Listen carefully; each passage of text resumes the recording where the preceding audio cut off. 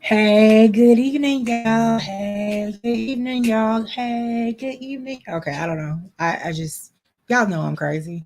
Hey, it's your girl Candy J, your favorite premarital marital counselor, clinical sexologist through the Dr. Rachel Institute and the American Colleges of Sexology, your Mocha marriage facilitator, marriage boot camp coach, 7 principles of making marriage work, Gottman leader, and wedding officiant. So listen, we missed Wedding Wednesday. So I'm doing a few things about premarital counseling and the engaged folks. So, hey, if you are engaged, thinking about getting married, in a committed relationship and have not gotten married yet, or you're in a marriage and you're trying to reevaluate some things, this live is for you. We are talking about a few potential things when evaluating if you are wanting to have a potentially successful marriage. I call them the marriageability traits. Okay. So listen, I won't be before you long. There's 8 of them.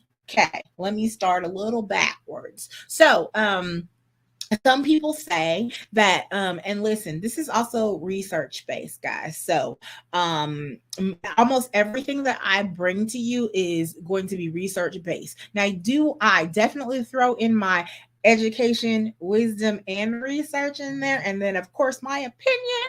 Absolutely. But no good counselor or therapist won't give you all of those things. Okay. So listen, number one, if you are potentially looking at a successful marriage, you definitely want to have adaptability and flexibility. And that means the ability to adapt and change. My business coach calls it pivot, right?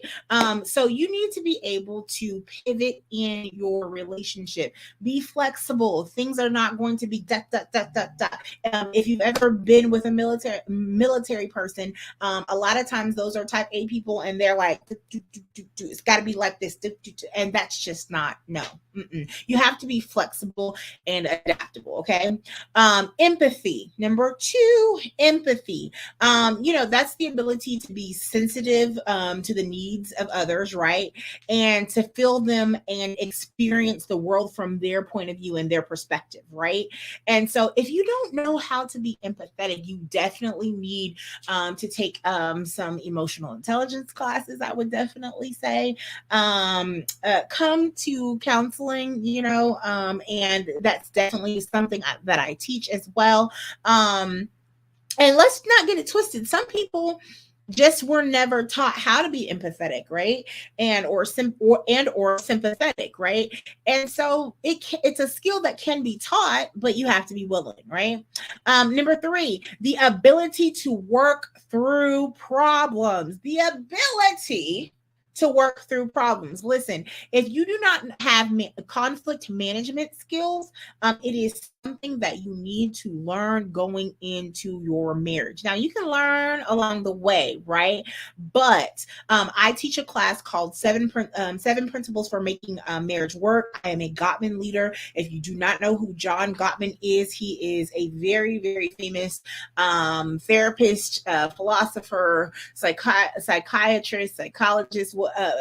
He has so many titles, guys, but he has done so much research on marriage, and he teaches the whole institute and pushes out all of these qualified therapists. And I got a chance to be a part of his leadership and go into those classes and learn all about making marriages work, and I love doing it. So if you have not taken that class or you don't know what that is, there's definitely a book called ooh, is it going to show up? Ooh, it might not come into focus.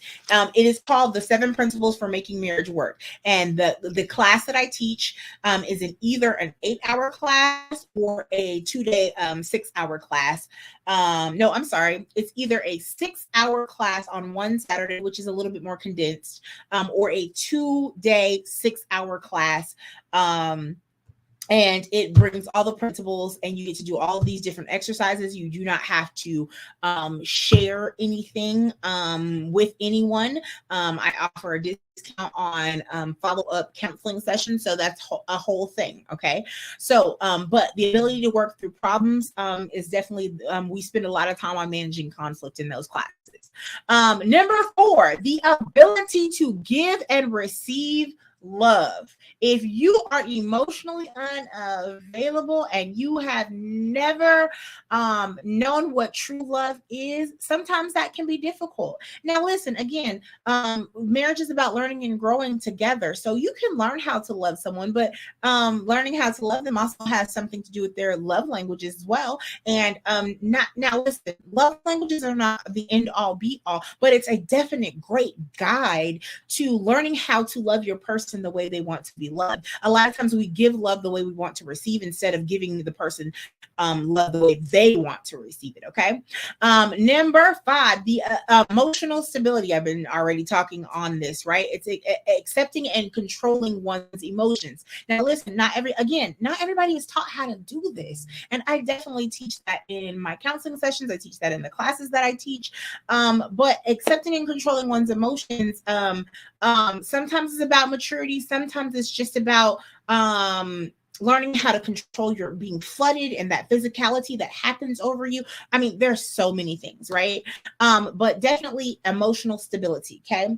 Number 6, we're talking about a few potential things when evaluating if this is going to be a potentially successful marriage. Again, I call them marriageability traits. Number 5 was emotional stability. Number 6 is communication skills. Woo! Okay, listen, even though I made that one number 6, it is definitely not low on the totem pole. It is the big elephant in the room. Okay.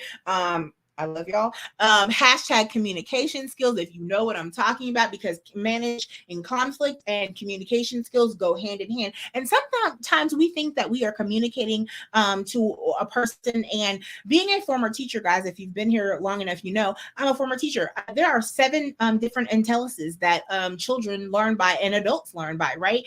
And sometimes we have to pivot and figure out which way that person learns or communicates, right? In order to make sure that they're understanding what we're putting down. Okay.